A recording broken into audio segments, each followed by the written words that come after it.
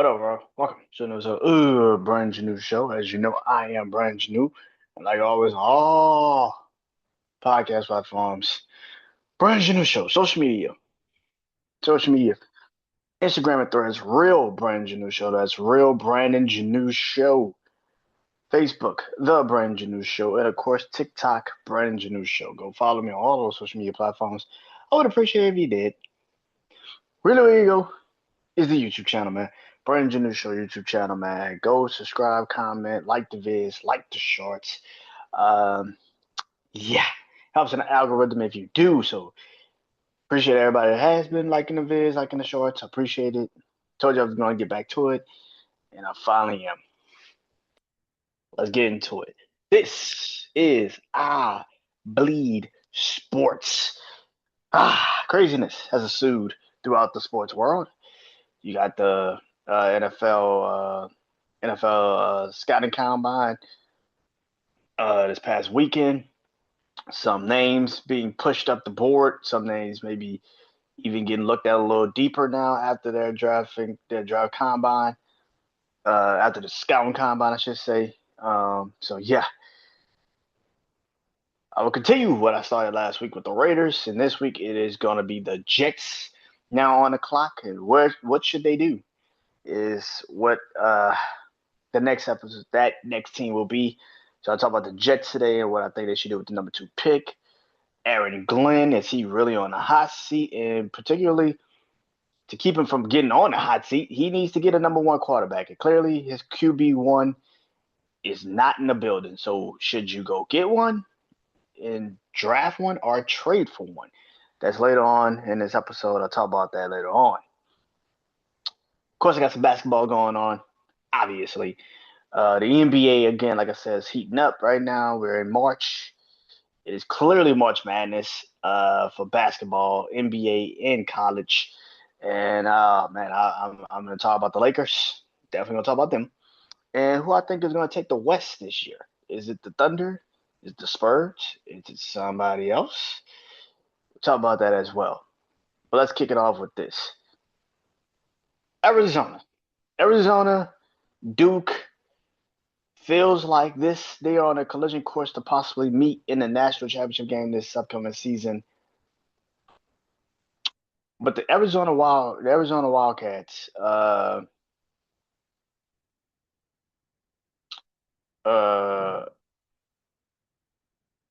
seem, Arizona Bearcats, I should say, Arizona, uh, seems like a team to beat going into the national championship college basketball tournament that is going to be kicking off very soon. Of course, we got conference play about to start up, conference tournaments about to start up in the next couple of weeks. Um, Maybe not this week, but the week after next is always around spring break. Is when college tournaments start up, conference tournaments start up. So we're about to get into it. I think this might be the last week of college basketball before the tournaments start up, which I'm looking super forward to that. But the Arizona Bearcats, man, are having a great season. Now they've lost a couple games in the last couple of weeks, but they have turned it on the last couple games, particularly this past Saturday against Kansas. They were blowing Kansas out, and then Kansas kind of came back, but that's because Kansas is a really good team. But that's neither here nor there. So my question becomes: is it Duke or is it Arizona? In a conversation that is very interesting. Even though Duke is the number 1 team in the country, I think Arizona has the deeper team. If you know what I'm saying. Like I think Duke is a great team, but I think Duke is very like Duke has always been very on it's Duke is very reliant on the guy like the key names, the key players. They always bring in a great recruiting class and there is everything like that. But Arizona feels like a team that always has to get the depth. And I think Arizona's depth is a little deeper than Duke's. And I think Arizona is going to be an interesting team to see how this is going to play out. Now, the Pac 12 tournament, Well, they're not in the Pac-12 anymore. The Big 12 tournament, I should say. Um, no, they're not even the Big 12. They're actually in the yeah, they're in the Big 12. Yeah, they're in the Big 12 because they're in the Big 10. They're in the Big 12. So the Big 12 tournament uh is gonna be interesting to see how that's gonna play out when you know it's gonna be pretty interesting to see how that's gonna play out. You got Arizona State, you got Kansas, obviously. You got, I mean, Arizona State. Yeah, Arizona State. You got Iowa State. You got Kansas. I mean, the Big 12 tournament doesn't seem so crazy. It doesn't seem like there's a lot of landmines in that tournament, in that conference tournament. I can easily see Arizona getting to the Big 12 championship game, winning the conference tournament, but maybe falling into a bit of a problem, a bit of a trick in the college playoff tournament. But I think Arizona, because of how good Arizona is, like I said, the depth of Arizona, also losing a couple of players this last couple of weeks, having to put more people on the floor that probably won't be in those situations if those players were healthy. I think it's going to actually help Arizona in the long haul because a lot of those players have actually had to play in critical games and critical moments. So I think Arizona, I don't know if they're going to be the team to beat in the tournament. I'm not going to sit there and say that. I'm not there yet with it. But I think if you say Arizona or Duke, I gotta give it to Arizona. I think Arizona has a little bit more, like I said, they have the depth. They have the depth chart. I feel like Duke is good, but I don't think Duke, I think Duke relies a little bit too much on the names.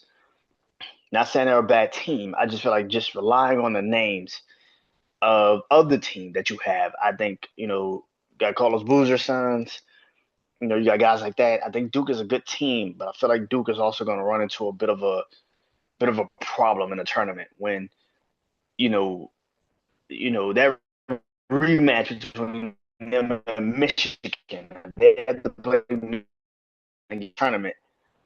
I think Michigan can get them. I think you play Houston, even though Houston struggled in the last couple of weeks, especially against Arizona. I think Houston could get Duke. I think Houston could beat Duke. So um, I think Michigan could beat Duke. I think Houston could beat Duke.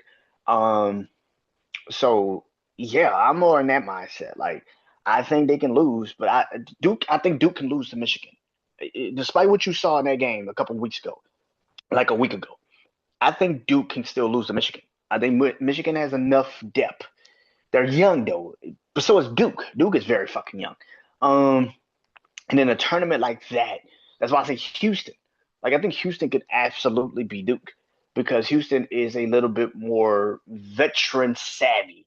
And in college basketball, to have the older, consistent caliber team playing against a team that's very young, like Duke was last year in the tournament, playing against another young team like Duke, where your stars are rotating in and out. But now you got a Houston team that's a little bit more aware of the situation, and I think have a little bit more. I think they have a better head coach right now than Duke, even though Houston has struggled the last couple of games and last couple of weeks. I think Houston still has a better overall situation than Duke does.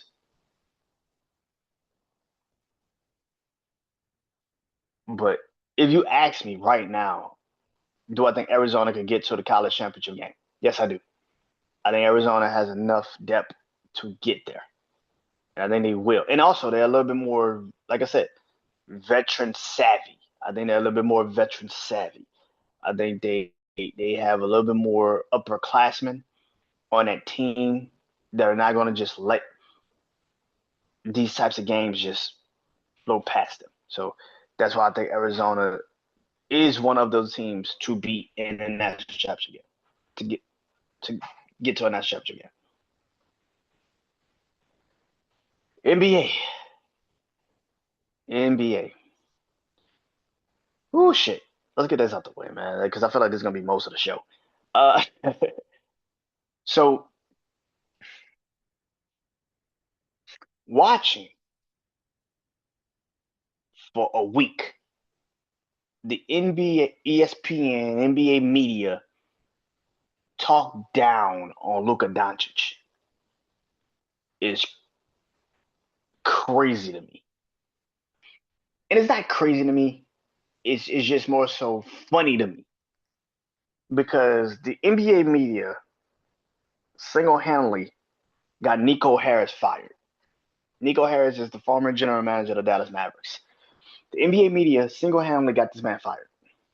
Single-handedly got this man fired because of what happened last year with Luka Doncic. Luka gets traded from Dallas to the Lakers, and everybody sat there with a straight face on fucking camera for fucking weeks, a year.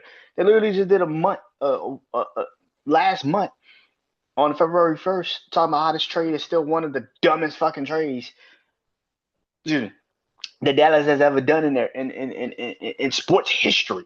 Sports history. The dumbest trade Dallas has ever done. Okay. Just to then turn around by the end of that month, by the end of February, to sit there and tell everybody how Luka Doncic might be the problem with the Lakers. This is why I continuously say that media don't know shit. Luka Doncic, when he was getting drafted, his comp was what he can be is a James Harden.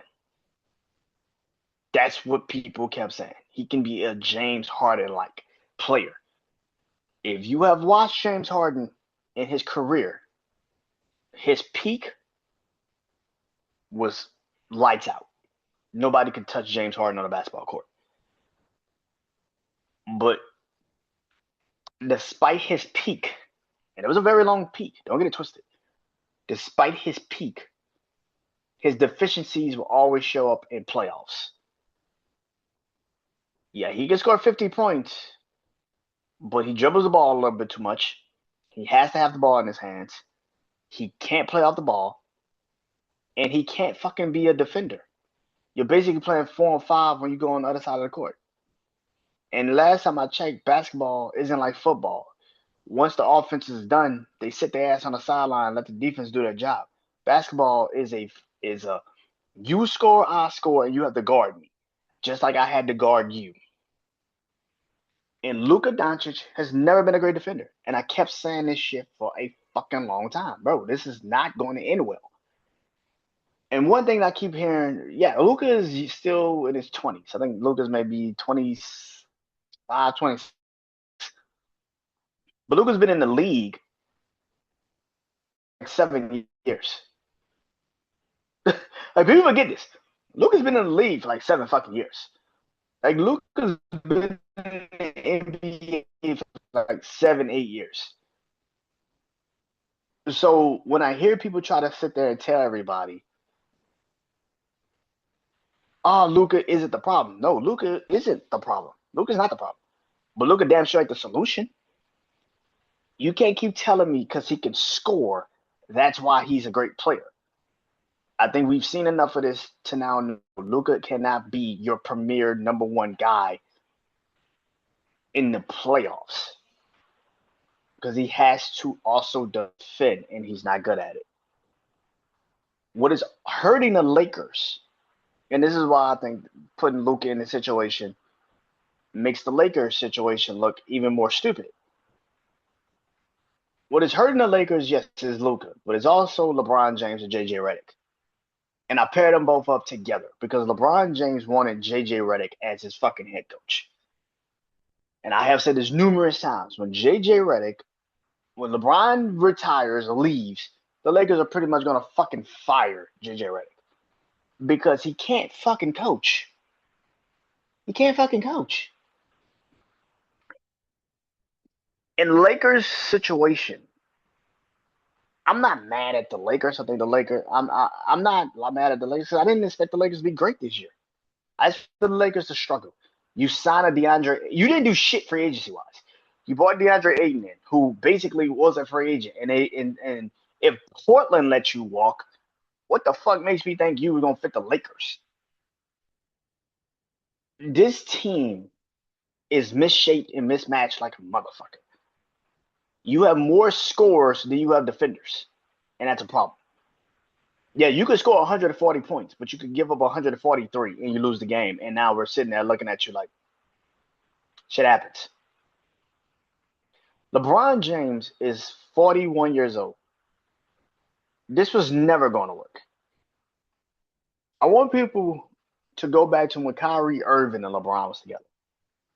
Did that match up? Did that pairing work? Now some people sit there and say, yeah, it worked. They got a championship. The question worked. You're looking at a title. I'm looking at the actual team. Did it work? Because by the end of Kyrie and LeBron's tenure together, Kyrie Irving was like, get me the fuck out of here. I don't even want to be here. Because the scrutiny that comes with playing with a LeBron James is unfucking real. It's unreal. It's like playing with Tom Brady. It's like playing, I don't even say Tom Brady. Oh, no. But it's like you're playing with one of the greatest NBA players of all time.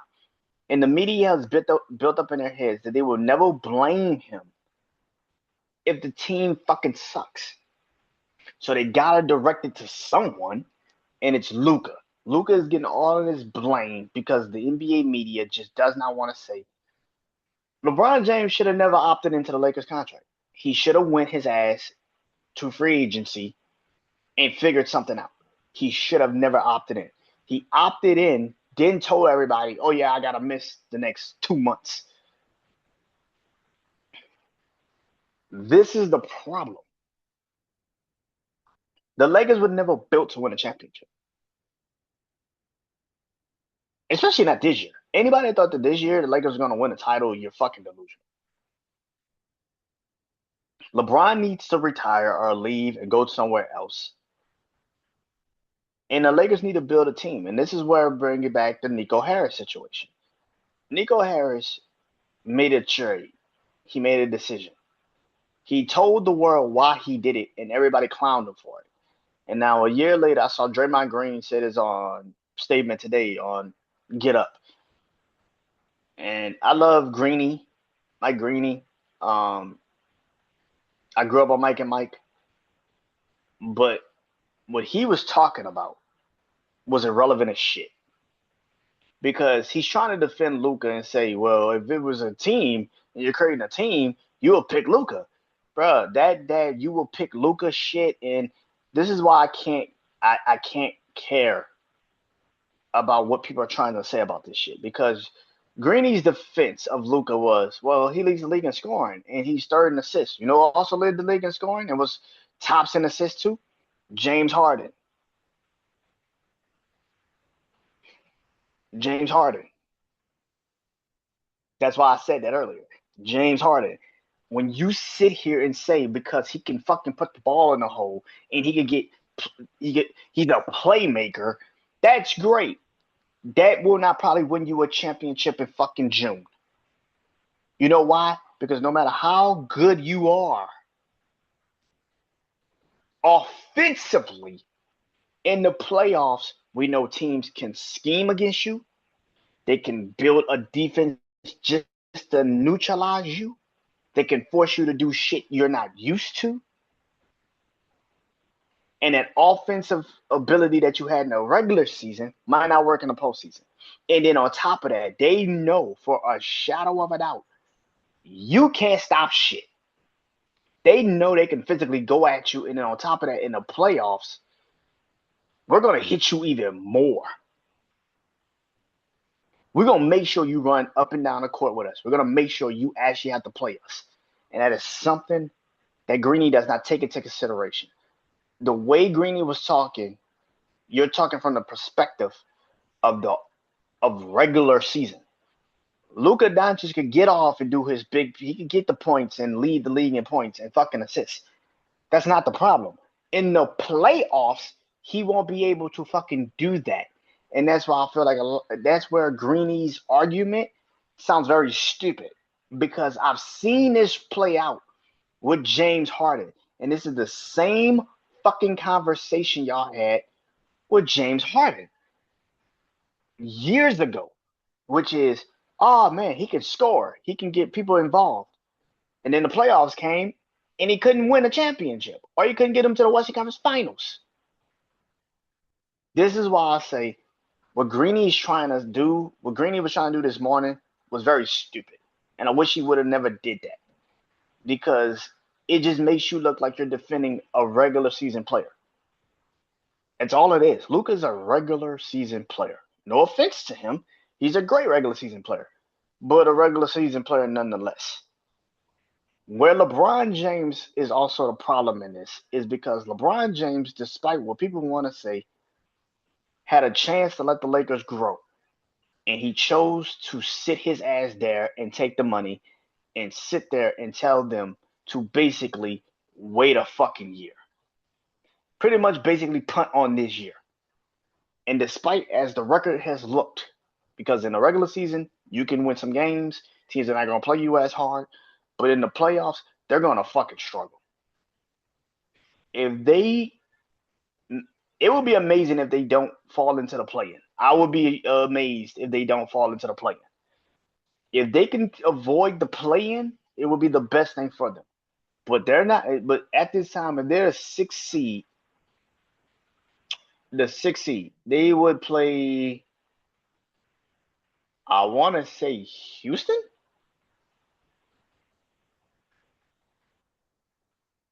I think Houston's the third seed. If they play Houston first, good fucking luck. Like I'm sorry, good fucking luck. Like if you gotta play Houston first, good fucking luck. Because as much as I can talk down on Houston, you don't have a fucking body that can stop Shangoon. There's nobody on your team, Jackson Hayes, DeAndre Ayton. There's not a soul on that team that can physically stop Shangoon. And then you still have the length of you have the ability of scoring of a Kevin Durant. And then you got the perimeter defense of Thompson and Reed Shepard. Bro, it's just a different fucking caliber. Like Houston has a different fucking team. And they're young and athletic and they can defend. And the one knock on Houston last year was they had no score. They had no premier score. No top tier, give me the ball with 5 minutes left in the game. You need a couple of buckets. I got you. And that's Kevin Durant. And now you're running into that in the playoffs if you're the Lakers. Good fucking luck. I don't know how to explain that to you. Good fucking luck. I don't know how to explain that. I think this is a reprimandum on the entire Lakers situation. They kept trying to let instead of doing what was right, they did exactly what the Lakers organization usually does, which is keep a star a little bit too long in the tooth. But Kobe was a lifetime Laker. Magic is a lifetime Laker. Kareem is a lifetime Laker. Jerry West was a lifetime Laker. LeBron is not a lifetime Laker. LeBron is I'm here for 4 years and I'm going to be gone in the next. And instead of you moving off of LeBron James and telling him, listen, opting into this contract would not be the best decision for us. It would probably make more sense for you, but not us.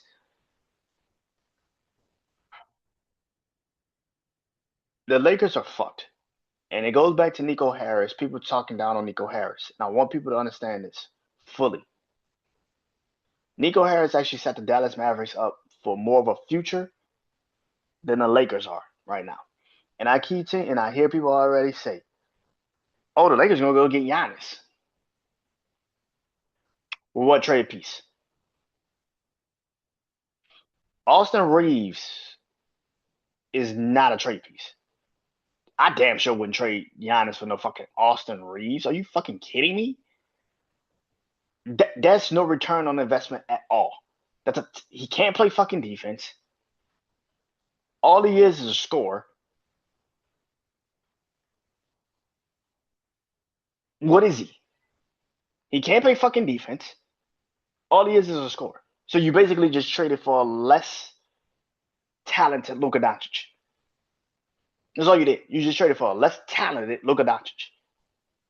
So you're gonna trade Giannis for a less talented Luka Doncic. Basically, what you're trying to get.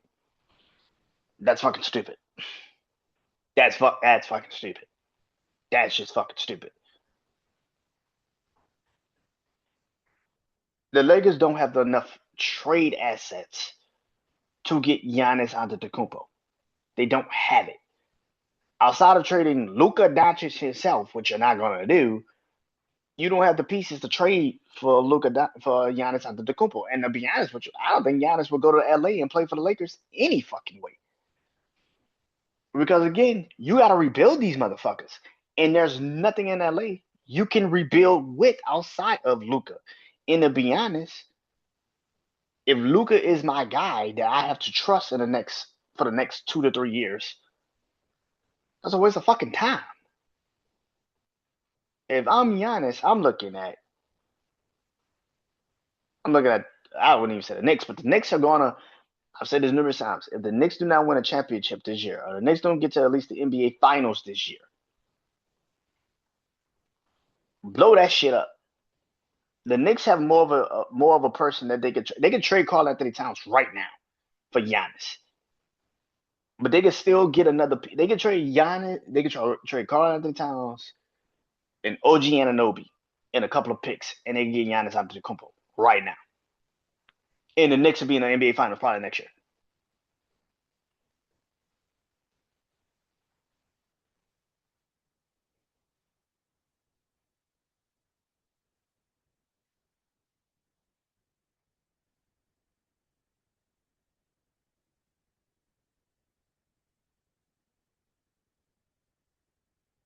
And again, it goes into the NBA media. NBA media is very stupid.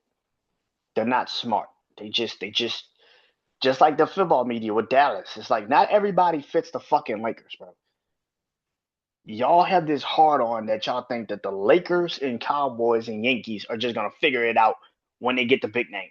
No, that's not how that shit works. Not anymore, at least. You have to be aware of what the fuck you be saying on TV.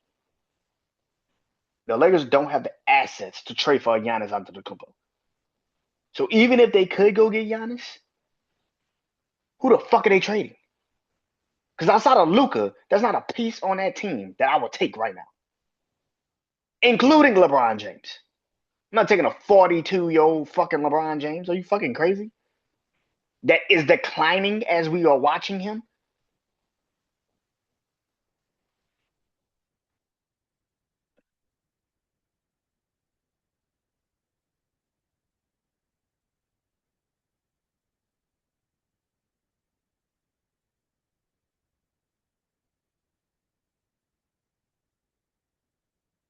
Let's talk about some positive basketball news.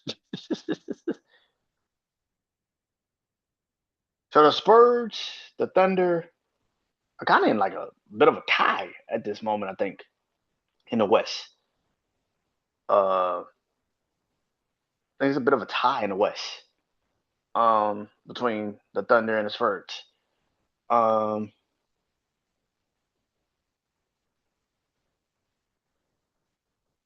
man, the Western Conference first one seed is going to go down to some good shit. Spurs finally lost the first game in almost what a month. The Thunder just now getting Shai Gilgeous-Alexander back, which is good for them because they desperately fucking needed him.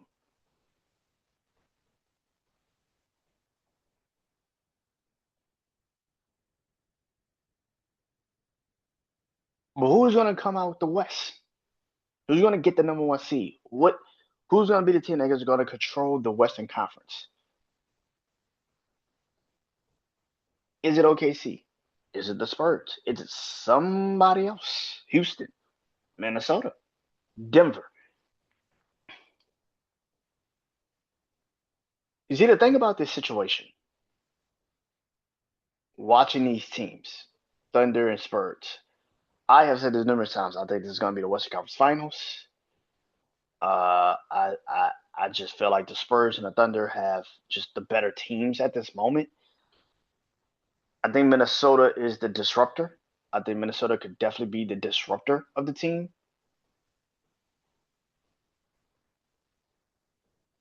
I think Minnesota could definitely be the disruptor of that situation. I think the way Anthony Edwards has played in the playoffs and he has shown every single person that he can do certain things in the playoffs that a lot of people just can't. But if you ask me right now, the team that I think can win the Western Conference, at least get to an NBA Finals, it's OKC.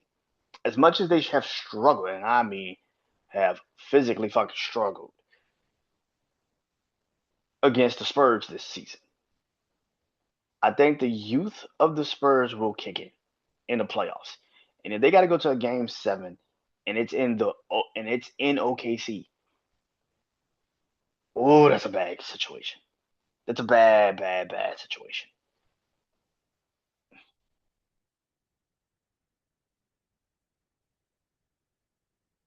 So if you ask me right now, the Thunder can win the West, man. I think the Thunder comes out the West still. I know it sounds absolutely crazy. I know a lot of people probably like, nah, I think the Spurs got it. Nah, Denver gonna take it. Minnesota can take it. Houston can take it. But if you ask me right now, the Thunder, I just feel like the Thunder just they're getting healthy at the right time, which is very important. They're getting healthy at the right time, and on top of that, they have the fucking experience, bro. They have the experience. They have the team. Working St. Gilders back into the playoffs before the playoffs is going to be very massive for them because they need this dude back to 100%.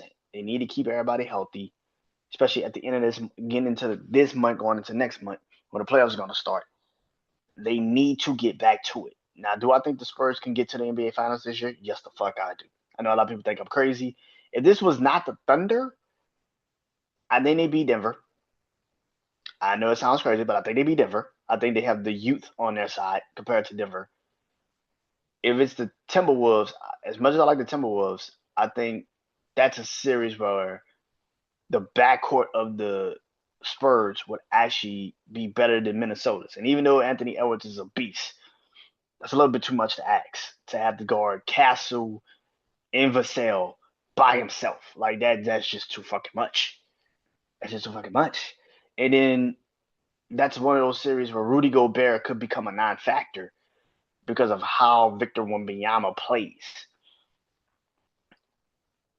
So yeah, if you ask me right now, the Thunder, I think Thunder wins the West. I think they come out the West.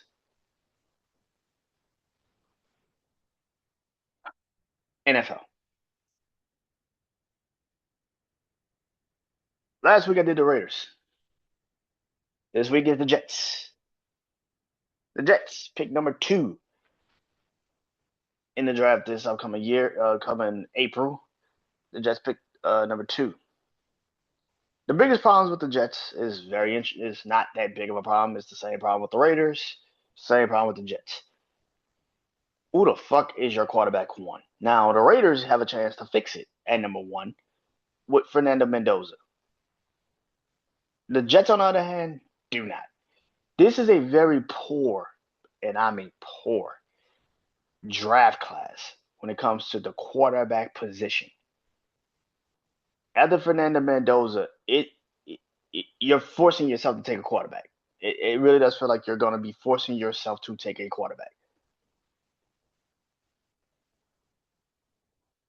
This is why when I hear people say after the draft, the scouting combine, immediately people's like, "Oh my God, look at Ty Simpson. He could go number this, and he can take." No, no, bro, no, he can't.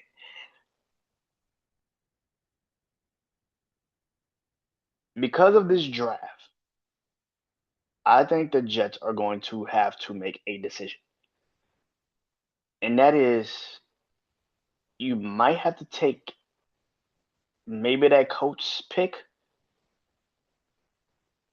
and trade it.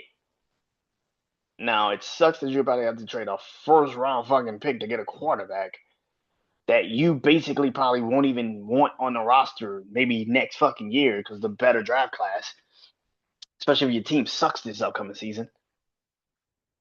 But do the Jets take the bullet, which is you just don't do shit and you let Justin Fields take the second year, or you just sign a Geno Smith that isn't going to be a great quarterback, and he's not going. You bring back Geno Smith, and he's not going to do enough. He's not going to do a lot. He's just going to do enough to basically keep you where you need to be, where you could possibly drive a quarterback one day, drive a quarterback next year.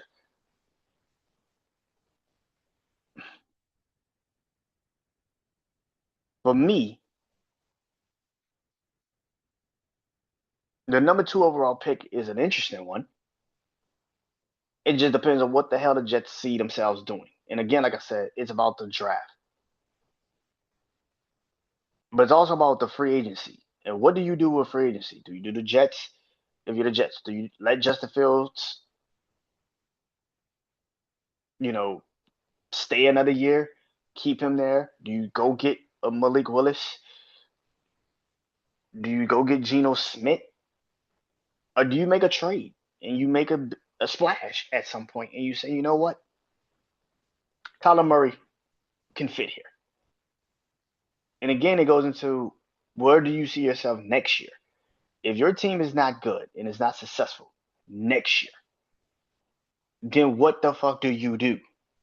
Because if your team is not successful next year, this upcoming season, and you're in the top 3 or 4 of picks again next year,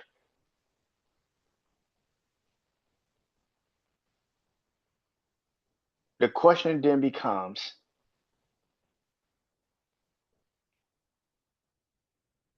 are you keeping Kyler Murray? Are you keeping Malik Willis? Are you keeping Geno Smith? I think if you sign a Geno Smith, you have made your mind up that you're drafting a quarterback next year. I don't think you're keeping Geno Smith for 2 fucking years. That's crazy. This, and it doesn't matter where you fall in the draft next year. As long as it is top 5, you're taking a quarterback. This brings me to Aaron Glenn. Aaron Glenn is on a hot seat. Some could say it's by his own doing. Some could say just the roster itself was not good. The team isn't good. Whatever the case may be, Aaron Glenn's on a hot seat. I believe that the Jets. I believe the Jets don't know what the fuck a good head coach is. And there's no distance. And I think Aaron Glenn is an incredible defensive minded coach, but I don't think he's a great head coach. But I can't really also make that out because this is his first time being a head fucking coach. And you took the Jets job. Now, me personally, I was actually like, damn, you should take the Saints job. I'm happy you didn't take the Saints job, to be honest with you. That's not because of him. It's just because I don't think we would have meshed. The Jets situation when it comes to Aaron Glenn is that he possibly is going to get fired at the end of next year. Maybe midway through the season, if the season's not going the right way, but definitely at the end of next year, he's probably getting fired. And you're going to have to start all over again. Aaron Glenn getting fired at this moment or keeping his job is good for them. It's good for them because at least you got something going forward. But you also know that by the end of next year, your team is either going to improve or it's going to fall off a cliff, which brings me to the number 2 pick in the draft. And after the trade this week of them trading Jeremiah Johnson for the tackle Sweat from the Titans, it feels like the decision has already been made that they're going to probably take the kid from Ohio State, Avon Reese.